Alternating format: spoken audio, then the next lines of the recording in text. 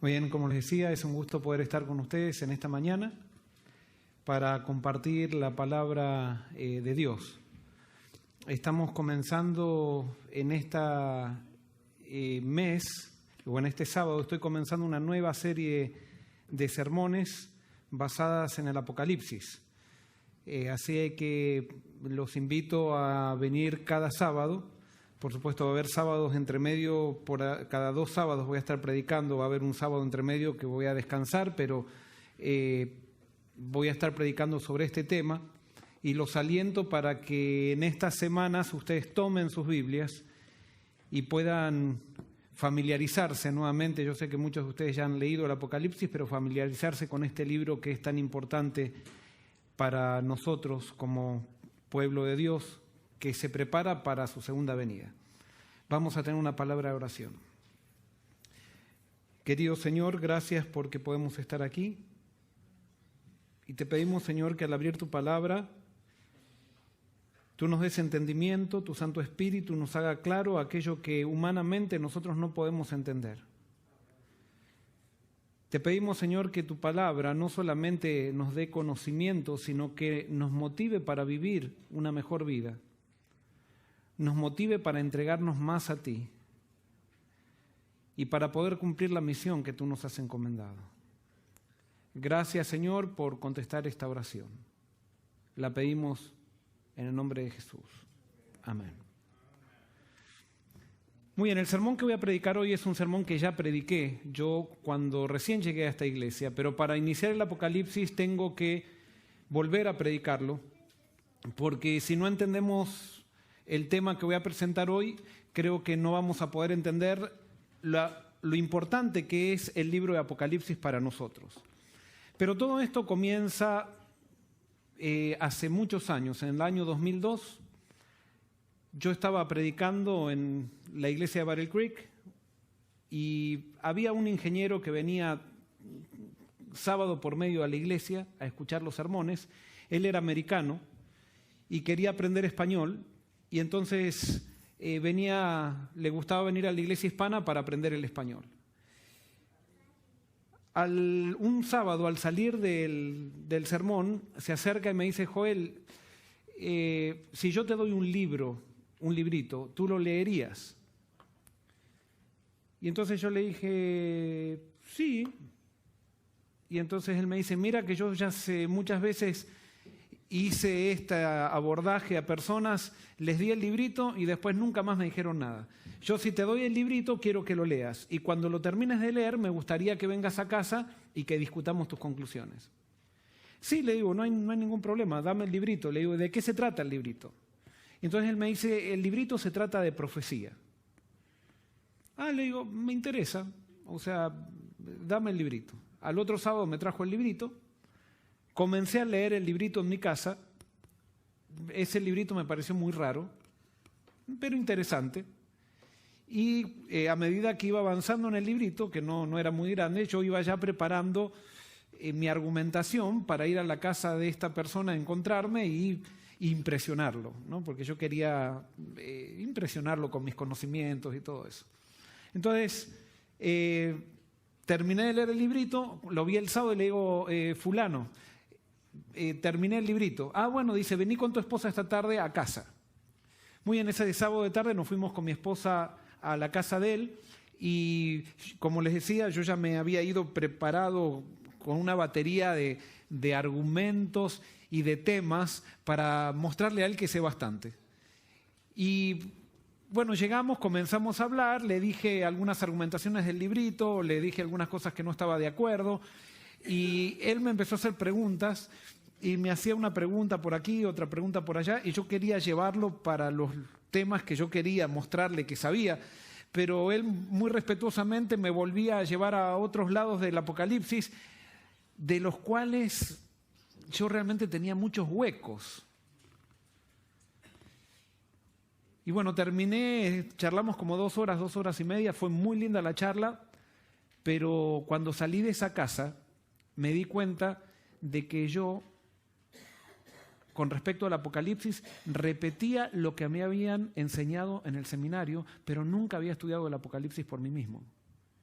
Yo era simplemente un lorito repitiendo lo que me habían enseñado, y es más, construía en mi interpretación del Apocalipsis sobre lo que los profesores me habían dicho, pero yo nunca había corroborado por mí mismo el Apocalipsis, o sea, el mensaje del Apocalipsis. Y ese día tomé una decisión y dije, yo voy a empezar a estudiar el Apocalipsis por mí mismo, quiero descubrir el mensaje del Apocalipsis. Y no quiero pasar de vuelta la vergüenza de que me lleven a lugares donde yo trato de evitar porque no sé bien qué quieren decir y entonces me voy a otro lado. Y no quería decir que yo tengo que saber todo el Apocalipsis, pero yo creo que Dios me llamó para conocer el Apocalipsis por mí mismo. ¿Y por qué les estoy diciendo esto? Porque yo creo que Dios nos hace un llamado. Si somos el pueblo adventista que está preparando camino para la venida de Cristo, nosotros tenemos que conocer el Apocalipsis por nosotros mismos, no por lo que me dijo otra persona. Y por eso yo con esto quiero compartir con ustedes mi testimonio, mi experiencia, para que ustedes me acompañen en el peregrinaje de descubrir el mensaje del Apocalipsis. Desde el año 2002 hasta el año 2010 estuve estudiando todos los días el Apocalipsis. Y quiero decirles que Dios me empezó a mostrar tantas cosas en el Apocalipsis que eso trajo muchísimo reavivamiento a mi vida. Me gustaría decir que soy un experto en el Apocalipsis después de estar 8 años estudiando el Apocalipsis todos los días, y ¿saben qué? No me considero un experto en esto. Dios me ha mostrado ciertas cosas que yo voy a compartir con ustedes.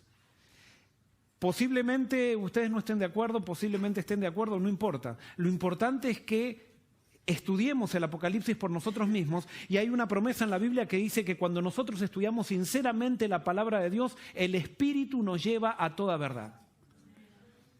La interpretación del Apocalipsis no puede ser una interpretación dada por los profesores de teología. Si bien los profesores de teología nos pueden ayudar para encontrar las llaves del Apocalipsis, la interpretación del Apocalipsis tiene que ser dada por la Biblia misma. Y nosotros tenemos que interpretar al Apocalipsis con la Biblia misma. Los símbolos de Apocalipsis los tenemos que descifrar a través de la Biblia y no a través de las escuelas, de lo que dijeron las escuelas de interpretación profética, de lo que dijo este teólogo o lo que dijo aquel teólogo. Y con esto no estoy desechando a los teólogos, sino que creo que eso es una herramienta que nos ayuda, pero la Biblia tiene que ser su propio intérprete. Y ese es el abordaje que el adventismo hace de la Biblia, y eso es lo que ha hecho que el adventismo muchas veces se destaque por su, podríamos decir, su interpretación bíblica. Sin embargo, hermanos, yo que voy a muchas iglesias, yo veo que cada vez los adventistas saben menos del Apocalipsis. Y estoy seguro hoy que ustedes no son la excepción, porque yo era un pastor por muchos años y simplemente repetían lo que me habían enseñado, pero no era lo que yo había descubierto. Y por eso la gran pregunta es, Cristo viene pronto. Y como yo ya les conté, este sermón yo ya lo prediqué cuando recién llegué, pero ahora lo voy a predicar y voy a fundamentar cada sábado sobre lo que vamos a descubrir en este sermón. Pero hay una tensión en la Biblia con respecto a si Cristo viene pronto o se tarda. Y vamos a leer algunos versículos. Mateo 24, el sermón profético de Jesús. Mateo 24. Versículos 3 al 7.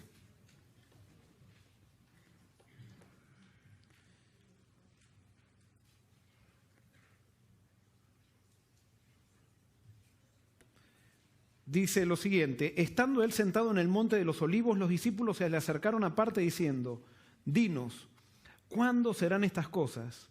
¿Y qué señal habrá de tu venida y del fin del siglo? Respondiendo Jesús les dijo: mirad que nadie se engañe, porque vendrán muchos en mi nombre diciendo: yo soy el Cristo, y a muchos engañarán. Oiréis de guerras y rumores de guerras. Mirad que no os turbéis, porque es necesario que todo esto acontezca, pero aún no es el fin. Se levantará nación contra nación y reino contra reino. Habrá pestes, hambres y terremotos en diferentes lugares, pero todo esto es solo principio de dolores. Es interesante que los discípulos estaban preocupados acerca de el tiempo en cuando Cristo iba a venir. Y por eso le dice: dinos, ¿cuándo van a suceder estas cosas? Y Jesús le da ciertas señales que nosotros decimos que esas son las señales del fin del tiempo. Sin embargo, Jesús dice que cuando ocurra esto todavía no es ¿qué?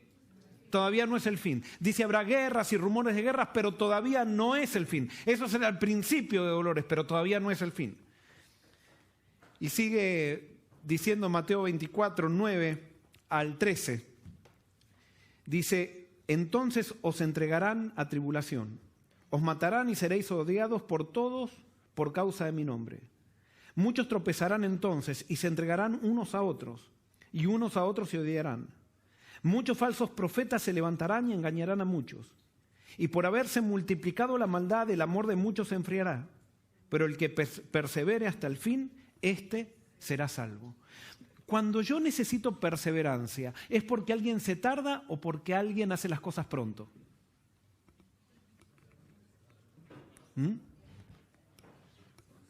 Jesús dice, el que persevere hasta el fin, este será salvo. Él da a entender como que hay que perseverar, que pareciera que su venida no va a suceder muy pronto.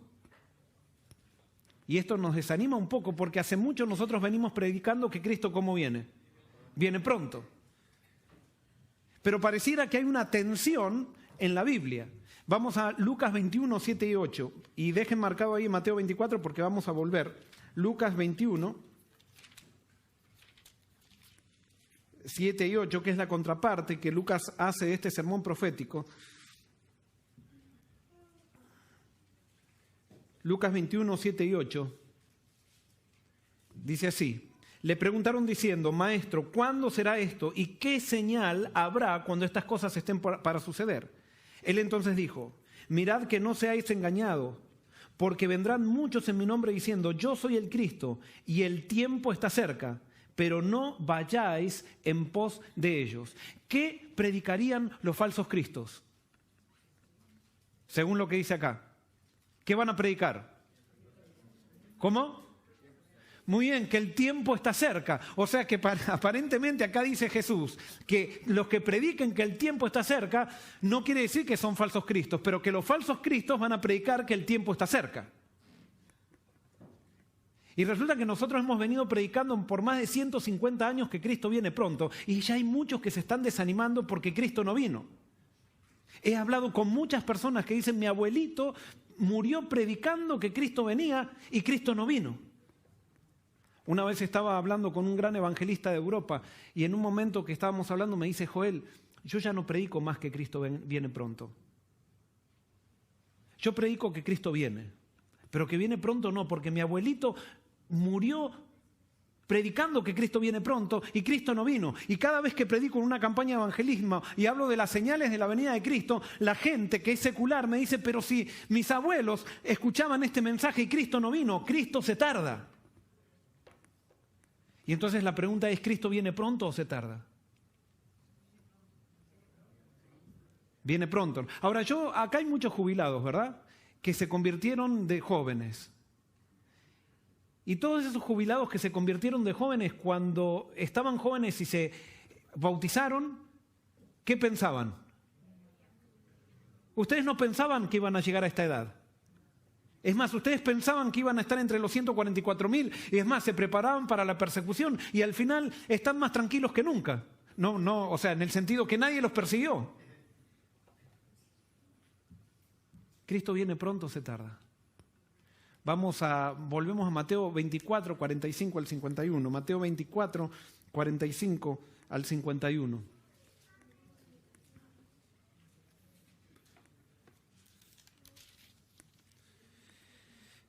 Dice lo siguiente. ¿Quién es pues el siervo fiel y prudente al cual puso su Señor sobre su casa para que les dé el alimento a tiempo? Bienaventurado aquel siervo al cual, cuando su señor venga, lo halle haciendo así.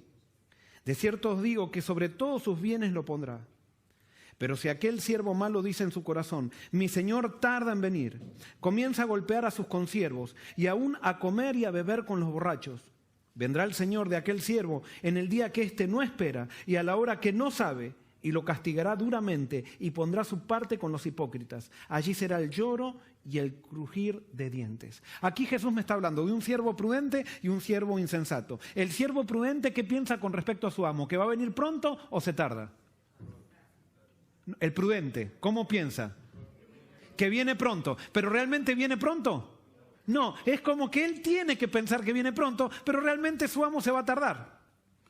Entonces, si este siervo, según lo que dice Jesús, piensa que él se tarda, por más que realmente se va a tardar, no tiene que pensar que se tarda. Tiene que pensar de que realmente viene pronto. En otras palabras, de acuerdo a esto, si interpretamos, hacemos una doctrina de esto, podríamos decir que la inminencia de la venida de Cristo es como una zanahoria que Dios nos puso adelante para que nosotros pensemos que Él viene pronto, pero Él realmente se va a tardar. La pregunta es, ¿Cristo viene pronto o se tarda? Bueno, porque ustedes quieren ser el siervo prudente, pero están engañados ustedes, se tarda. De acuerdo a esta parábola, ustedes son los siervos prudentes, pero se tarda, de acuerdo a esta parábola. Ahora vamos a ver otra parábola que siempre la hemos usado como iglesia para ejemplificar incluso nuestra misión. Mateo capítulo 25, versículos 1 al 5, una parábola muy conocida. Dice así: entonces el reino de los cielos será semejante a 10 vírgenes que tomando sus lámparas salieron a recibir al novio. 5 de ellas eran prudentes y 5 insensatas. Las insensatas, tomando sus lámparas, no tomaron consigo aceite, pero las prudentes tomaron aceite en sus vasijas juntamente con sus lámparas. Como el novio tardaba, cabecearon y todas se durmieron. Pregunto, ¿a quién representan estas vírgenes? Muy bien, a la iglesia. ¿A quién representa la lámpara? ¿A qué representa la lámpara? No, la lámpara. Muy bien, la lámpara representa la Biblia. ¿A qué representa el aceite? El Espíritu Santo. ¿A quién representa el esposo? Jesús. De acuerdo a esta parábola, ¿el esposo viene pronto o se tarda? Es más, dice que las prudentes, como entendían que se podía tardar, pusieron más aceite. Y las imprudentes, como pensaba que venía pronto, no pusieron aceite, se quedaron dormidas y no llegaron a la fiesta. Bueno, todas se quedaron dormidas. Pero las que se quedaron dormidas en la tardanza, pero tenían el aceite, entraron a la boda. Qué interesante. ¿Cristo viene pronto o se tarda? De acuerdo a esto, se tarda. Ahora, hermanos, yo les voy a dar una respuesta. El Apocalipsis comienza respondiendo o tratando de solucionar esta tensión. Y por eso ahora vamos a ir a Apocalipsis, capítulo 1, versículos 1 al 3. Y ahí vamos a ver lo que Jesús mismo le dice al apóstol Juan, que estaba preso en la isla de Patmos. Y esto lo tengo aquí en el PowerPoint, pero ustedes lo pueden seguir en sus Biblias. Dice lo siguiente: la revelación de Jesucristo que Dios le dio para manifestar a sus siervos las cosas que deben suceder pronto. Y la declaró enviándola por medio de su ángel a su siervo Juan, que ha dado testimonio de la palabra de Dios y del testimonio de Jesucristo y de todas las cosas que ha visto. Bienaventurado el que lee y los que oyen las palabras de esta profecía y guardan las cosas en ella escritas, porque el tiempo está cerca. El Apocalipsis comienza diciendo que el tiempo está cerca. Y dice que las cosas que están escritas en el Apocalipsis, ¿qué tiene que pasar con esas cosas? Deben suceder pronto. Ahora, acá esa frase es muy importante, porque ahí no dice que van a suceder pronto, sino que dice deben suceder pronto. Cuando dice que deben suceder pronto y no dice que van a suceder pronto, ¿cuál es la diferencia? ¿Cómo? Que tienen que suceder. Pero ahora, si por ejemplo diría, estas son las cosas que Jesús le mostró a Juan, son las cosas que van a suceder pronto. Cuando dice que van a suceder pronto, ¿qué quiere decir? Que van a suceder sí o sí. Para eso no hay cuestionamiento. Va a suceder sí o sí, pero cuando dice que las cosas deben suceder pronto, ¿qué me está dando a entender? No está diciendo eso. Está diciendo que quizás, en la mente de Dios está que sucedan pronto, pero no necesariamente va a suceder así. Dios quiere que suceda pronto, pero no necesariamente va a ser así.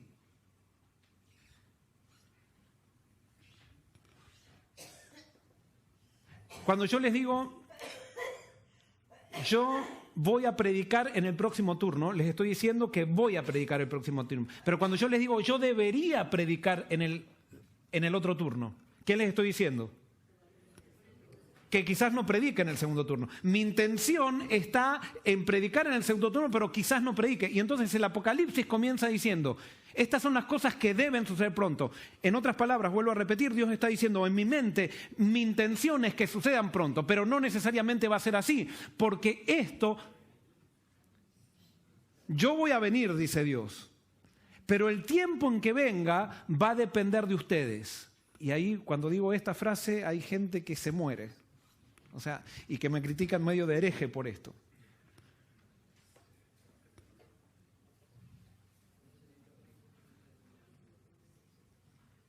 Pero la venida de Cristo está determinada por Cristo. Cristo va a venir.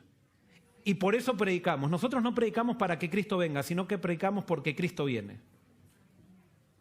Pero el tiempo de la venida está determinado por la respuesta que nosotros le demos a Cristo.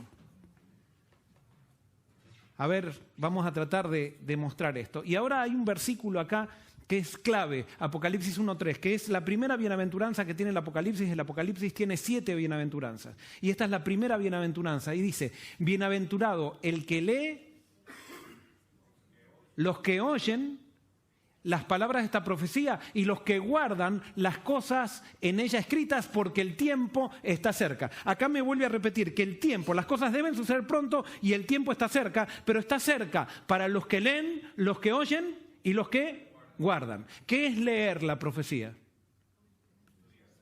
Leer la profecía es estudiarla.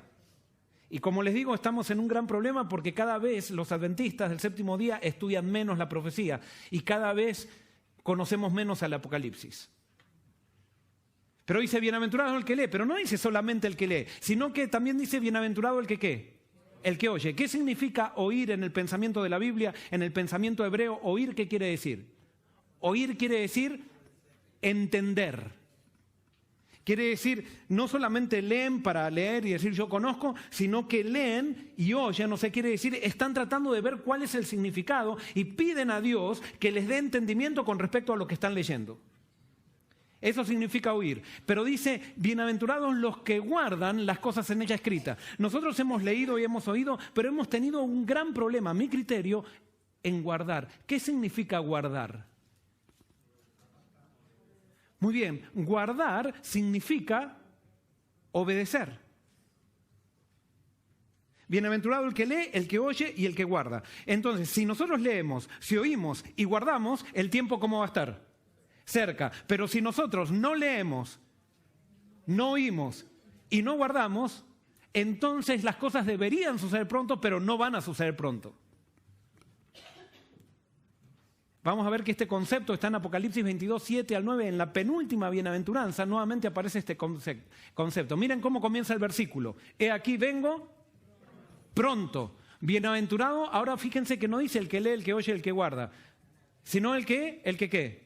El que guarda. ¿Por qué dice solamente el que guarda? Porque teóricamente en Apocalipsis 22 ya la persona leyó y oyó. Esto está al final del Apocalipsis. Entonces la persona ya estuvo leyendo y estuvo entendiendo por la iluminación del Espíritu lo que estaba leyendo en el Apocalipsis. Entonces dice, he aquí vengo pronto. Bienaventurado el que guarda las palabras de esta profecía de este libro.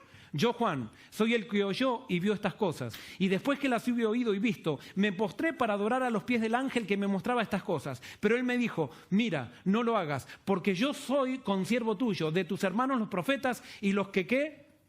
Guardan las palabras de este libro. Adora a Dios. ¿Qué significa guardar? Y recién ya lo dijeron. Vamos a ver Juan lo que dijo en otros contextos. También registró las palabras de Jesús en Juan 14, 15. Dice, si me amáis, guardad mis mandamientos. Es la misma palabra, tereo. Si me amáis, guardad mis mandamientos. ¿Qué significa guardar los mandamientos? Obedecerlos. Entonces, bienaventurado el que lee, el que oye la profecía y el que ¿qué? El que la obedece a la profecía. Ahora yo te hago una pregunta. ¿Para qué tú estudias la profecía? ¿Estás segura? Cuando nosotros generalmente vamos a los seminarios de interpretación profética, estudiamos la profecía para saber cuándo viene Jesús y hacemos un chart.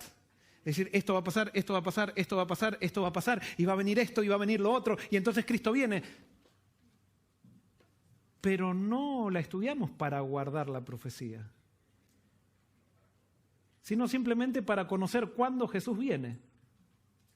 Y el tiempo está determinado por esto. Fíjense otro versículo que está en la misma palabra, dice, si guardareis mis mandamientos, permaneceréis en mi amor, así como yo he guardado los mandamientos de mi Padre y permanezco en su amor. Juan 15:10. Guardar significa cumplir y obedecer. Entonces quiere decir que yo a la profecía la tengo que estudiar, ¿para qué? Primero tengo que saberla, después de saberla tengo que entenderla, pero una vez que la entiendo, ¿qué tengo que hacer? Obedecerla. Y si lo obedezco, ¿Cristo viene pronto o se tarda? No, viene pronto. Si yo la obedezco, viene pronto. Si no la obedezco, se tarda. Entonces, si Cristo no ha venido, ¿por qué es? Porque no hemos obedecido. Quizás hemos estudiado, o hemos leído, hemos entendido, pero no hemos obedecido. Y ahora vamos a ver Jesús y la profecía. Si nosotros somos cristianos, tenemos que leer la profecía o abordar la profecía como Jesús la abordaba, ¿verdad? ¿Estamos de acuerdo? Porque Jesús es nuestro ejemplo. Entonces vamos a ver cómo hacía Jesús con la profecía. ¿Cómo sabía Jesús dónde debía desarrollar su ministerio? ¿Cómo lo sabía? Y fíjense lo que dice Mateo capítulo 4, versículos 12 al 14. Dice, cuando Jesús oyó que Juan estaba preso, volvió a Galilea y dejando a Nazaret vino y habitó en Capernaum, ciudad marítima en la región de Zabulón y de Neftalí. ¿Para qué? Para que se cumpliese lo dicho por el profeta Isaías cuando dijo, tierra de Zabulón y tierra de Neftalí, camino del mar, al otro lado del Jordán, Galilea de los gentiles. El pueblo asentado en tinieblas vio gran luz, y los asentados en región de sombra de muerte, luz les resplandeció. Desde entonces comenzó Jesús a predicar y a decir, arrepentíos porque el reino de los cielos se ha acercado. Les hago una pregunta, ¿cómo sabía Jesús que él debía predicar en Galilea? Muy bien. Él leyó en Isaías que el Mesías iba a ir a predicar en Galilea. Y entonces cuando él leyó en Isaías que el Mesías iba a predicar en Galilea, ¿qué hizo él? Fue a Galilea para que se cumpla la profecía. O sea que él leía la profecía, la leía, la entendía y la obedecía. No era que él esperaba a que la profecía se cumpla. No era que un día estaba caminando en Galilea y de repente vino alguien y le dice, Jesús, ¿estás cumpliendo la profecía? Y él leía, no me di cuenta.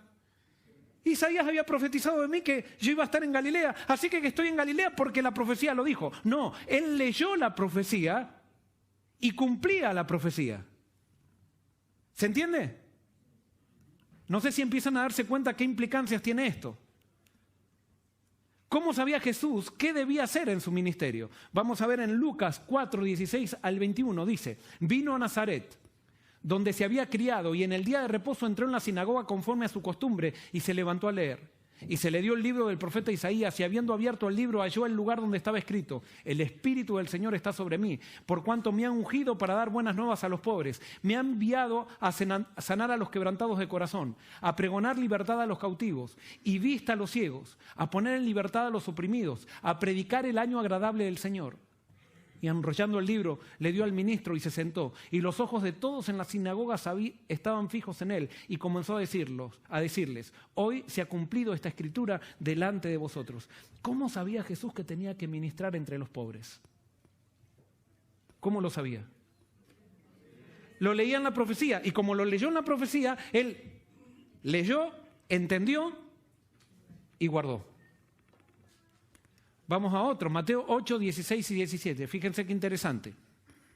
Y cuando llegó la noche, trajeron a él muchos endemoniados y con la palabra echó fuera a los demonios y sanó a todos los enfermos, para que se cumpliese lo dicho por el profeta Isaías cuando dijo, él mismo tomó nuestras enfermedades y llevó nuestras dolencias. ¿Cómo sabía Jesús que él iba a ser un médico? Él leyó las profecías de Isaías que hablaban de lo que él iba a hacer. Y cuando él leía eso, dijo, yo tengo que cumplir esto. Y entonces él cumplía estas profecías porque las había leído, las había entendido y ahora las guardaba.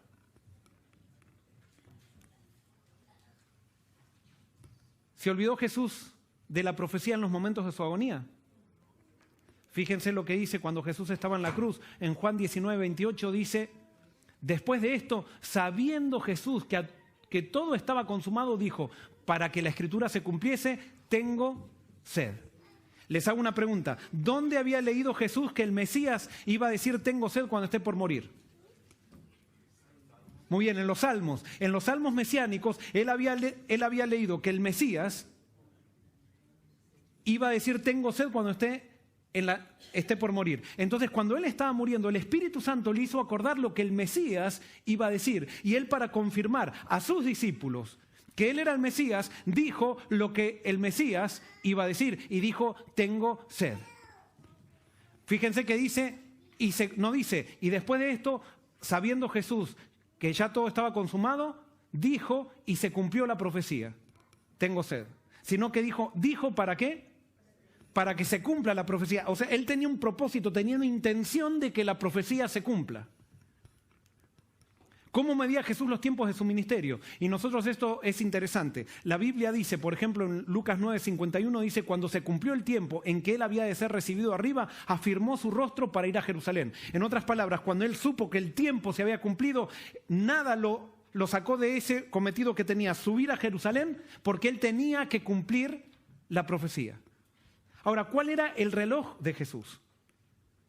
¿Cuál era el reloj? El Espíritu Santo, ¿a través de qué? A través de la Biblia. ¿Y a través de qué especialmente? De la profecía. Él tenía un reloj. El reloj de Jesús era la profecía. Ese tendría que ser el reloj nuestro. ¿Y cómo sabemos que el reloj de Jesús era la profecía? Eso está en Mateo 18, 21 al 22. Dice, entonces se le acercó Pedro y le dijo, Señor, ¿cuántas veces perdonaré a mi hermano que peque contra mí? ¿Hasta 7? Jesús le dijo, no te digo hasta 7, sino aún hasta 70 veces 7. ¿De dónde sacó Jesús que la medida del perdón es 70 veces 7? Nosotros pensamos que Jesús le dijo esto a Pedro como una exageración, como diciendo, tienes que siempre perdonar. No, Jesús tomó esta medida, ¿de dónde? De la profecía. ¿De qué profecía la sacó? Muy bien, Daniel capítulo 9, que dice que la medida de la gracia de Dios es 70 veces 7. 70 semanas están determinadas sobre tu pueblo. Jesús leía esa profecía y por eso le dice a Pedro, 70 veces 7, Pedro, tienes que perdonar. Porque esa es la medida de la gracia de Dios. ¿Qué decía en esa profecía? 70 semanas, que es 70 veces 7, están determinadas sobre tu pueblo y sobre tu santa ciudad para terminar la prevaricación y poner fin al pecado y expiar la iniquidad, para traer la justicia perdurable y sellar la visión y la profecía y ungir al Santo de los Santos. Les hago una pregunta. ¿Qué estaba profetizando esta profecía? Está profetizando el ministerio de Jesús, el bautismo de Jesús y la muerte. Si ustedes siguen leyendo, estaba profetizada la muerte y tenía un tiempo. Ese tiempo estaba determinado por esos 70 veces 7. Y por eso, como Jesús conocía el tiempo a través de la profecía, cuando llegó el tiempo, dice que afirmó su rostro para ir a Jerusalén para cumplir la profecía. En otras palabras, Cristo no dejaba que la profecía lo agarre, sino que Él iba y cumplía la profecía. ¿Se entiende? Jesús estudiaba la profecía para cumplirla. Ella era su reloj y mapa que le marcaba el tiempo y el camino que debía seguir. ¿Seguimos siendo libres cuando Dios da una profecía? Les hago una pregunta. Cuando Dios profetiza algo, ¿se va a cumplir sí o sí? ¿Están seguros? ¿Sí? Sin embargo, la Biblia dice que no es así. Vayan a las profecías del Antiguo Testamento. Dios profetizó un montón de cosas con respecto al pueblo judío. ¿Y qué pasó con esas cosas? ¿Se cumplieron? ¿Por qué no se cumplieron? Porque el pueblo no respondió. Y si el pueblo no responde, Dios quiere las cosas. Hay cosas que Dios dice, esto va a suceder porque depende de mí. Pero hay otras cosas que no dependen de Él solamente. Dependen de Él y Él quiere que nosotros participemos para que eso se cumpla. Entonces, ¿seguimos siendo libres cuando Dios profetiza algo, sí o no? Sí, porque si no, entonces Dios violentaría nuestra libertad. Los hijos de Dios son siempre libres. Y como ellos son siempre libres, entonces deben cumplir la profecía porque quieren cumplirla. No porque se profetizó, sino porque ellos leen la profecía y dicen, yo voy a colaborar con Dios. Entonces, como yo soy libre, voy a colaborar con Dios por una decisión personal. Pero si yo no cumplo la profecía, es que no quiero colaborar con Dios. Y si no quiero colaborar con Dios, ¿cuál es mi relación con Él?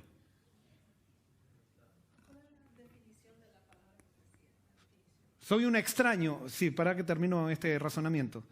Si yo no quiero colaborar con Dios, quiere decir que soy un extraño. Hermanos, el gran problema es que las iglesias cristianas y las iglesias adventistas están llenas de personas que no quieren colaborar con Dios. Queremos saber mucho de la Biblia, queremos tener mucho entendimiento para hacernos ver de cuánto sabemos, pero cuando llega el momento de guardar, nos quedamos ahí.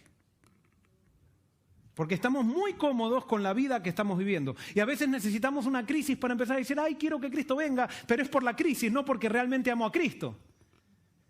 Me interesa salir de la crisis, pero no tener un encuentro con Cristo. Y la Biblia me dice que solamente se encontrarán con Cristo aquellos que lo aman a Él. No aquellos que aman la comodidad. Pero nosotros muchas veces estamos en Cristo por la comodidad que Él nos da y no por el amor que tenemos por Él. La profecía y los injustos, esto es interesantísimo. Juan 19:24 dice, entonces dijeron entre sí, cuando Jesús estaba en la cruz y sacaron sus vestidos, esto narra la experiencia de los soldados, dice, entonces dijeron entre sí, no la apartamos, hablando de la túnica, sino echemos suerte sobre ella, a ver de quién será. Esto fue para que se cumpliese la escritura que dice, repartieron entre sí mis vestidos y sobre mi ropa echaron suertes. Y así lo hicieron los soldados. Les hago una pregunta, ¿esos soldados sabían que estaban cumpliendo la profecía? ¿Sí o no? No, ellos la cumplieron. ¿Por qué la cumplieron? Porque estaba escrito.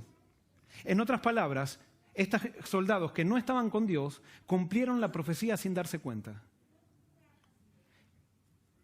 No sé si te das cuenta qué quiere decir esto. Esto es tremendo. Si yo no estoy cumpliendo la profecía me agarra.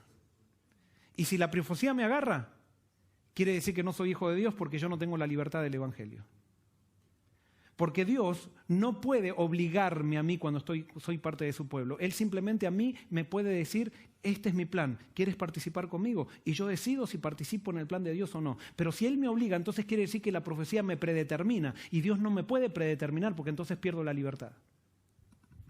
Pero con los justos no. Como los justos no tienen ninguna libertad, Dios no viola nada por hacer una profecía para los injustos y que la profecía los agarre y ellos van a hacer sí o sí lo que Dios dice porque ellos no tienen ninguna libertad, porque ya están esclavizados por Satanás. Entonces a los injustos la profecía los agarra. A los justos ellos leen, ellos oyen y guardan la profecía, pero no es que la profecía los agarra. Y por eso, hermano, si hay una profecía de un reavivamiento en la iglesia, no es que un día se va a reavivar la iglesia y tú te vas a reavivar porque formas parte de esta iglesia. No, tú te vas a reavivar si tú quieres cumplir esa profecía y cumplir las condiciones para que se dé el reavivamiento. Pero nadie se va a reavivar por estar en una iglesia que se reaviva.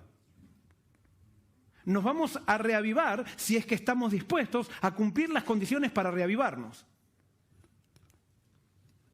Isaías 45:1 dice así, así ha dicho Jehová a su ungido a Ciro, el cual tomé yo por su mano derecha para sujetar naciones delante de él y desatar lomos de reyes, para abrir delante de él puertas y las puertas no se cerrarán. O sea, Dios estaba profetizando por nombre que Ciro iba a conquistar Babilonia. Les hago una pregunta, cuando Ciro conquistaba Babilonia, ¿él sabía que estaba cumpliendo la profecía, sí o no? No, él no sabía. Porque él era injusto y la profecía lo estaba agarrando. Pero fíjense qué interesante lo que pasa. Después en Isaías 44:28 dice, otra profecía de Ciro, dice, que dice de Ciro, es mi pastor y cumplirá todo lo que yo quiero. Al decir a Jerusalén será edificada y al templo será fundado. Entonces nos dice que Ciro se había profetizado que él iba a conquistar Babilonia. Cuando él conquistó Babilonia, no sabía que estaba cumpliendo la profecía. Pero también había otra profecía que decía que Ciro iba a dar la orden para restaurar Jerusalén. ¿Verdad? Ahora, yo les hago una pregunta. ¿Con quién se encontró Ciro en Babilonia? Muy bien, con Daniel. Y cuando se encontró con Daniel, ¿de quién le habló Daniel?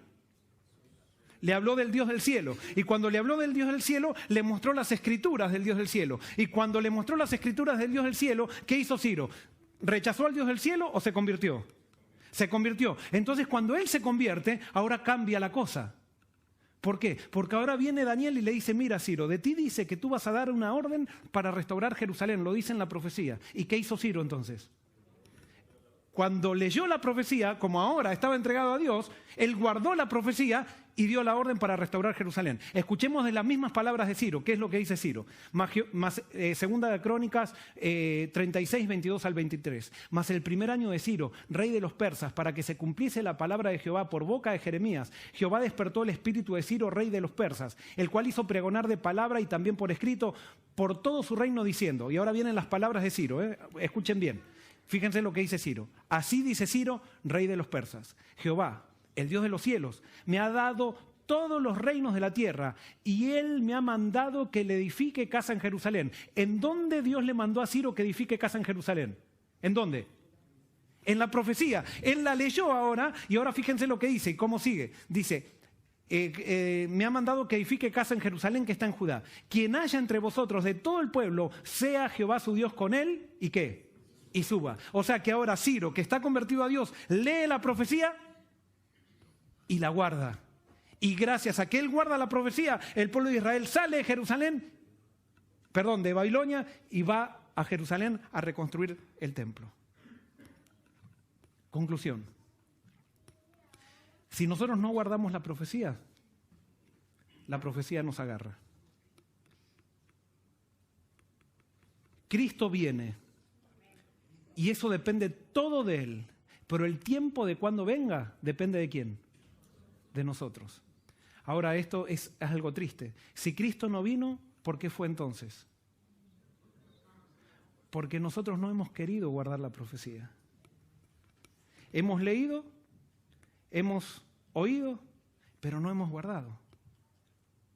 Y vuelvo a repetir, muchas veces cuando vamos a los seminarios de Apocalipsis, ¿quién es el personaje central de los seminarios de Apocalipsis muchas veces dentro de nuestra iglesia? ¿Quién es el personaje central? ¿Quién es? No, es el Papa. Continuamente hablamos de Apocalipsis y enseguida se nos viene a la cabeza el Papa. Y hablamos todo el tiempo del Papa y de esto y del otro. Cuando el Apocalipsis es un llamado al pueblo de Dios, no al Papa. Pero eso no nos gusta hablar. Y no nos gusta reconocer de que Jesús no vino por nosotros. Porque nos encanta hacer seminarios de Apocalipsis para esperar que Cristo venga. Pero esa actitud justamente es lo que está determinando que quizás nos perdamos.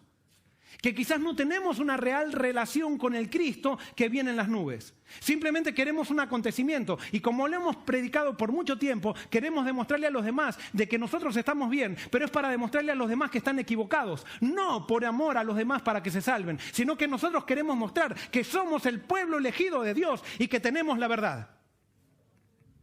Soberbia denominacional. Esa soberbia va en contra del espíritu de la Biblia.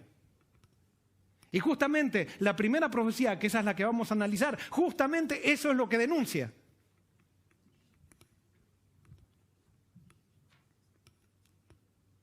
Fíjense lo que dice esta cita. Si los adventistas después del gran chasco de 1844 se hubieran aferrado a su fe y hubieran ido unidos en pos de la providencia de Dios que abría el camino, y si hubieran recibido el mensaje del tercer ángel, y si lo hubieran proclamado al mundo con el poder del Espíritu Santo, habrían visto la salvación de Dios. El Señor hubiera obrado con poder mediante sus esfuerzos. La obra se habría terminado y Cristo habría venido para recibir a su pueblo y darle su recompensa. No era la voluntad de Dios que se demorara así la venida de Cristo. No era la voluntad. Las cosas debían suceder ¿cómo?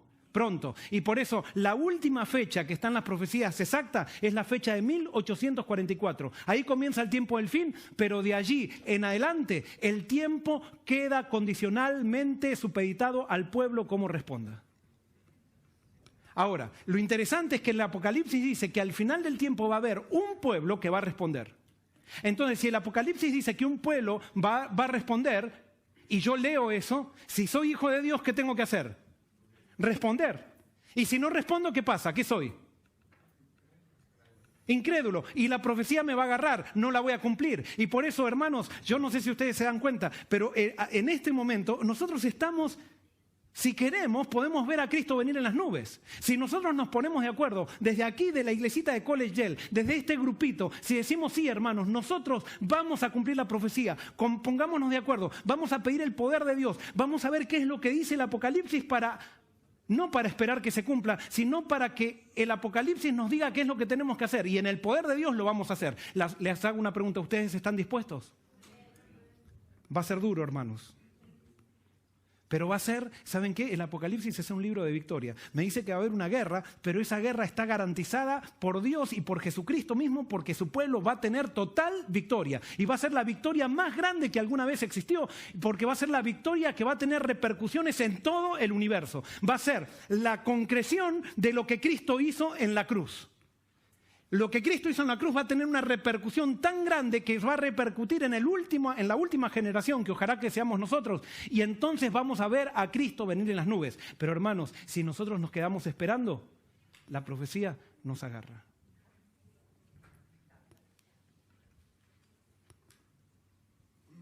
El acontecimiento de la segunda venida de Cristo no es condicional. Su segunda venida es un hecho cierto. El tiempo es condicional a la respuesta de su pueblo.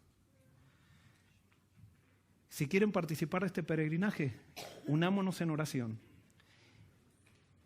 Lean esta semana el libro de Apocalipsis y estudien la primera profecía especialmente. Y el sábado que viene yo voy a dar un pantallazo general de Apocalipsis y nos vamos a empezar a meter en este libro para ver qué es lo que Dios tiene preparado para nosotros. Vamos a terminar cantando el canto Mi fortaleza es Jehová,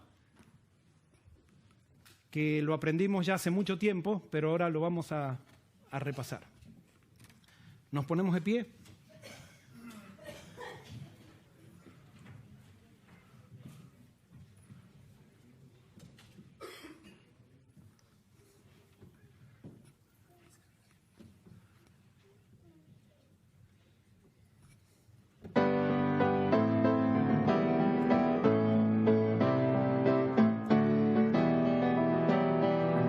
Fortaleza es Jehová, el hombre no temeré. Dios guarda a quienes le aman y en él yo esperaré. Dios guarda a quienes le aman y en él yo esperaré. Bendito sea Jehová, su pueblo en él confiará. Levantará al caído, al humilde exaltará. No dejará a sus hijos, para siempre los salvará. Mi fortaleza es Jehová.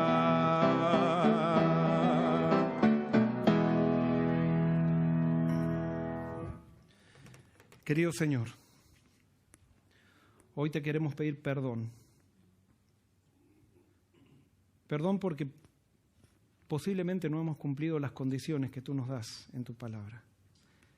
Pero Señor, no las sabíamos tampoco. No sabíamos que el Apocalipsis es un libro para nosotros, no para los que estuvieron antes de nosotros. Y te pedimos, Señor, que en el estudio del Apocalipsis tú reavives nuestra vida y nos des la disposición de guardar la profecía.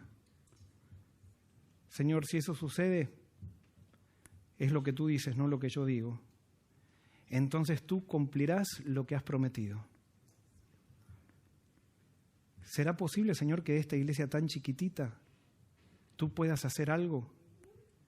Y sin duda, Señor, que tú estás haciendo algo también grande en otras iglesias, en otras partes del mundo, porque tu espíritu se está moviendo. Únenos, Señor, con todos los fieles de todo el mundo, para terminar la obra que nos encomendaste. Esto te lo pedimos y te lo agradecemos en el nombre de Jesús. Amén.